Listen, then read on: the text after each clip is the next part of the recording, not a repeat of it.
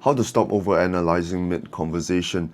So if you're anything like me, when you're growing up, you sit in the middle of a conversation and you can feel this arising tension and anxiousness when you're speaking to other people. It's almost like sometimes you have this thing that you want to say or do, or you start to overly consider where to put your hands or how you're sitting, your posture. You get kind of stuck in this stasis state where you want to take action to do something, but there's sort of an anxiousness that's resisting you from doing so. So you're kind of dissociating. You're kind of sitting there, kind of third person analyzing yourself if you're doing anything weird or appearing weird.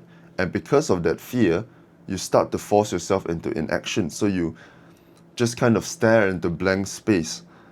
And people are confused what the fuck you're doing, whether you're just tired or sick of them or uninterested in the conversation, and they start to get insecure about themselves as well. And that ruins the conversation, that ruins the potential bond you could have had or the potential connection you could have formed by just you dissociating and not being present in the current moment, and instead being obsessive over your fears, which then kind of paralyzes you.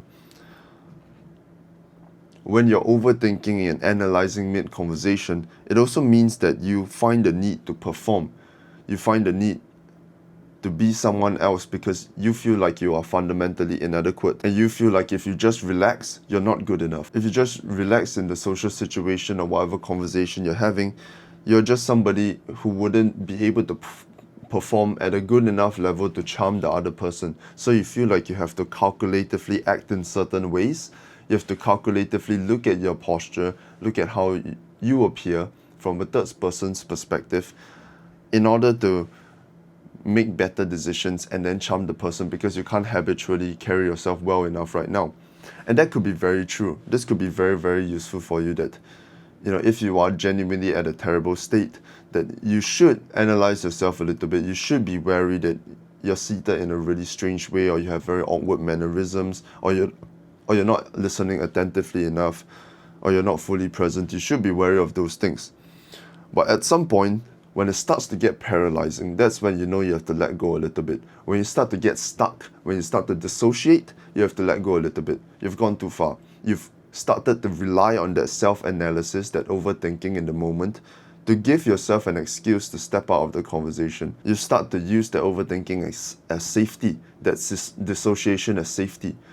You start to rely on these parental trauma symptoms that you've developed since young because they've given you a sense of safety. So now you have to let go of that.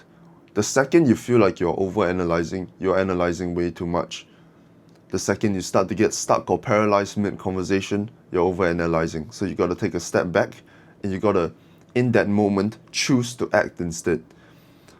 Act and find out that whatever you do next doesn't really matter. That even if you act weird or you make a mistake in the conversation, as long as you are present, the person doesn't really care that much. And they'll still be with you, they'll still be interested with you. And you only know this if you choose to try, and you choose to take that risk of rejection and just choosing to act. So when you get paralyzed, when you're seated there with the other person, you don't know what to do, you start to dissociate, just retard max, do something stupid, or just move. Just get yourself out of that stasis. Just jerk a little bit. And like, fucking hell, I just dissociated. You can voice it out loud to the other person. It sounds weird, but the other person gets it. If you tell the other person that, oh shit, I'm fucking dissociating again, they'll get it and they'll laugh. I promise you. You just gotta be honest with how you're feeling, and find out that by being honest with how you're feeling, it actually supplements the conversation and it adds to the connection both of you have.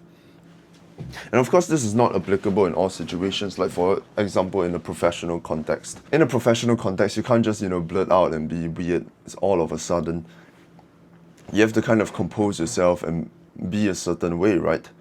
But you can start to express these things and start to act in more covert manners that doesn't have to be overly deliberate. For example, you can start to, direct your attention to certain things, maybe to their belongings or to their hands or to their eyes or how they are acting. You direct your attention onto the other person. You start to judge the other person. And that sounds bad, but you start to humanize the other person and understand that you're not the only one being socially evaluated here, but they are too. And they are also afraid of you evaluating them. So You want to start to evaluate them so you can kind of even the playing fields. So you start to look at them and then you go like, what is this person thinking? You start to notice their weird mannerisms. You start to notice their ums and ahs in their speech, their bad posture, the way they express themselves, and then you go, oh, that's not that amazing either. Sounds mean, but it is leveling the playing field. Both of you are evaluating one another, so might as well play the game. Use whatever mindset that is helpful for you. Fuck whatever that is righteous, fuck whatever that is moral, or trying to hold on to some sort of moral high ground if it doesn't serve you, right? You look at the other person, you judge that motherfucker, but with compassion, of course.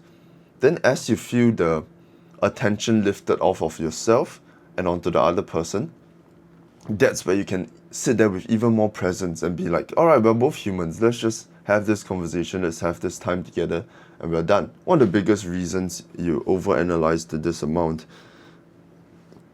is because you simply lack social exposure. You just lack practice. And that's easier said than done. It's because you've made so many excuses not to go out there and put yourself in social situations, like the fact that you're an introvert, but really you're just safer being alone because you're afraid of judgment.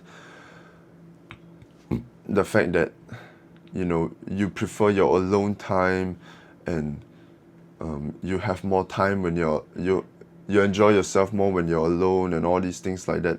All of these are just excuses for fear. Unless you're fully a secure person, which if you're watching a video like this and you're struggling with this, it means you are not. You need more social exposure, and just by having more social exposure, having more practice, and then that gives you more opportunities to sit there and self-analyze and learn more about yourself, how you react in social situations, where your habitual thoughts take you.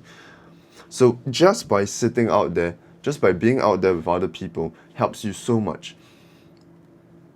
And it sounds so simple, and it just really is.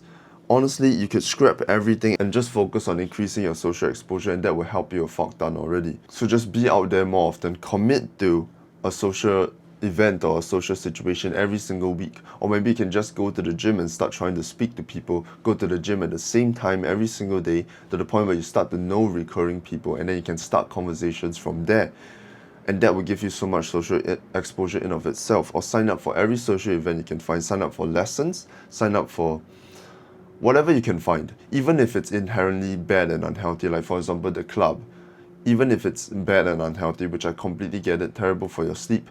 But if social skills or being comfortable in social situations is your main problem, the main thing you are struggling with, it will actually help you. If you can find a group of friends to just go to the club with. I know it's unhealthy, I know alcohol is terrible for you, I know staying up late is terrible for you, but just being in that social situation, being committed to it and having people to go there with and learning to let go and really sitting in social situations where you have the chance to practice speaking to another person and practice actually being there and being present every single week is probably worth it. Unless you're really doing something retarded like cocaine or injecting something, then probably not. A lot of the times we overthink and analyze mid-conversation. It also could be because we start to pedestalize the other person. We feel like we have to impress them. But think about it like this. Why should you be obsessed with trying to impress them if they aren't obsessed with trying to impress you? It should be the other way around, right? Are you really beneath this person to this extent? You should be the one who is a little bit more laid back, a little bit more observant, and evaluating them.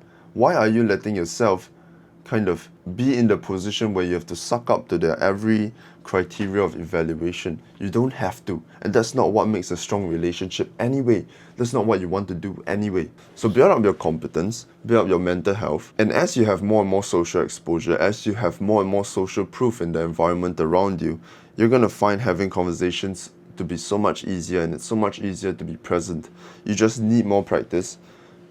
You need more numbers, and you need to learn to relax more. When you relax and start to evaluate the other person, you even the playing field. And you also start to realize that by relaxing and not performing, and you're still able to get the same results with other people, they're still as fond of you as they were when you were calculatively trying to be the more attractive person, or trying to do the most perfect things, or trying to express yourself in a much better way, or always being mindful of your posture and everything, then you've realized that you are indeed overanalyzing, because by being more relaxed, you're actually able to get the same amount of results or even more, and still be able to maintain that connection, still be able to maintain that attention and the affection the person has for you. Then doesn't that prove that all your performance, all your calculativeness were all pointless anyway? And as you learn to stop performing, you will stop feeling inadequate around people.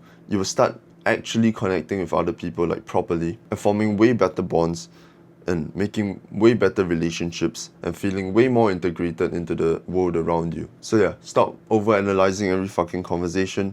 Relax, take a deep breath, express your honest opinions or the thoughts in your head. Stop performing, evaluate the other person so you even the playing field, and build your competence and your mental health along the way, and increase your social exposure. And this thing will slowly go away over time. If you want a community of like-minded people who are aligned with goals, and you feel a little bit lonely on this self-improvement journey, we're trying to become a more holistically well-developed person. Link is in description below. I'm going to do everything free for now. Of course, I want to earn money in the future because I want this to be a full-time thing. But right now, I want to understand that I'm actually able to provide value and help people, so I'm going to be doing everything for free. Link is in the description below. You got this. Relax. The life awaiting you is going to be magnificent. I love you. Good luck. It's a better world.